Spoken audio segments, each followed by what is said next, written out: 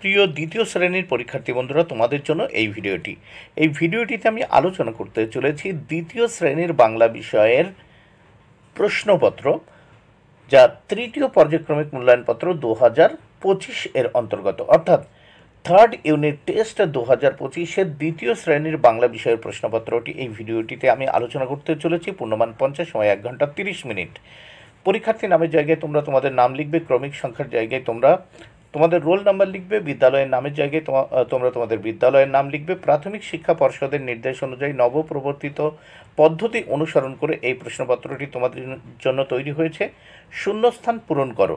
প্রথমেই বলেছে শূন্যস্থান পূরণ করো, 4টি শূন্যস্থান, 4টে লাইনের শূন্যস্থান পূরণ করতে হবে। প্রত্যেক লাইনে 2টো করে শূন্যস্থান আছে, মোট 8 মার্ক বরাদ্দ। তাহলে প্রথমেই দেখে নেওয়া যাক কি বলেছে। বোঝা নিয়ে মন্থর চলে গরু গাড়ি। বোঝা নিয়ে মন্থর চলে গরু গাড়ি। এখানে দেখো, বোঝা হবে প্রথম শূন্যস্থানে, দ্বিতীয় শূন্যস্থানে মন্থর। চাকাগুলো ক্রন্দন করে ডাক ছাড়ি, প্রথম শূন্যস্থানে। দ্বিতীয় লাইনে প্রথম শূন্যস্থানে ক্রন্দন, দ্বিতীয় শূন্যস্থানে ডাক।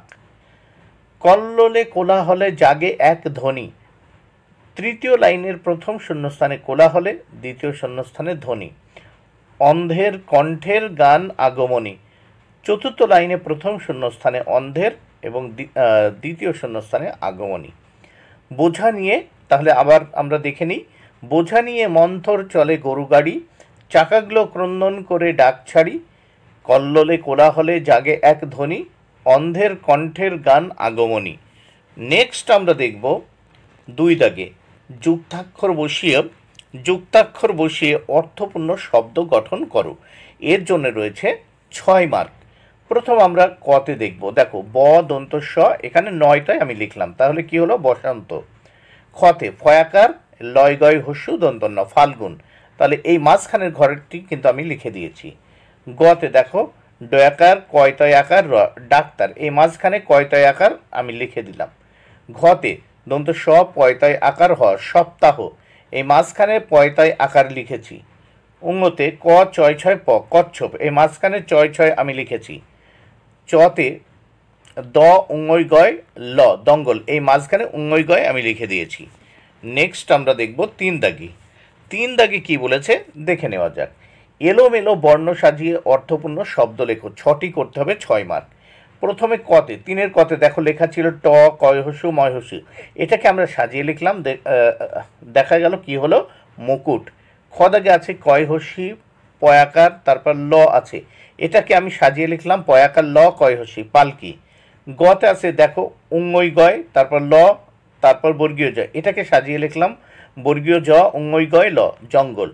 ঘতে দেখো আছে ল রয়াকার, এখানে বয়কার, এটাকে সাজিয়ে আমি লিখলাম বয়কার ডয়সন রয়াকার ল, বেড়াল।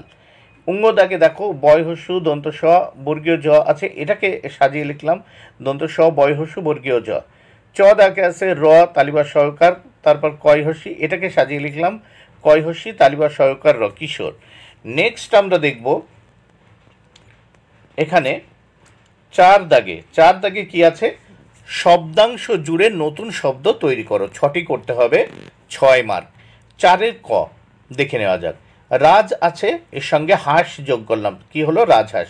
খ দাগে শঙ্খ আছে, এর সঙ্গে চিল যোগ করলাম, শঙ্খচিল। গ দাগে হুতম আমি যোগ করে দিলাম, শেষে পেঁচা আছে, তাহলে হয়ে গেল হুতম পেঁচা। ঘ দাগে মৌ আছে, আমি চাক যোগ করলাম, তাহলে হলো মৌচাক।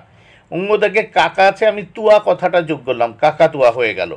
চ দাগে টুন আছে, আমি টুনি কথাটা যোগ করে দিলাম। এইবার আমরা এই প্রশ্নপত্রের নেক্সট পেজ দেখে নেব। 5 দাগে দেখে নেওয়া যাক। 5 দাগে অর্থ লেখো। 6টি প্রশ্নের অর্থ লিখতে হবে, 6 মার্ক। প্রত্যেকটির জন্য 1 মার্ক করে বরাদ্দ। 5-এর ক, স্বদেশ মানে নিজের দেশ। খতে আছে গ্রাস মানে গিলে ফেলা। গতে আছে লুটোপুটি মানে হচ্ছে গড়াগড়ি দেওয়া। ঘতে আছে আস্তানা মানে বাসস্থান বা ডেরা। উঙ্গতে আছে চটপট মানে দ্রুত বা তাড়াতাড়ি। চতে আছে ড্রাইভার মানে চালক। 6 দাগে বলেছে বিপরীত শব্দ লেখো। 6টি লিখতে হবে, 6 মার্ক। প্রত্যেকটির জন্য 1 মার্ক করে বরাদ্দ। 6-এর ক, তফাত এর বিপরীত শব্দ মিল বা একই।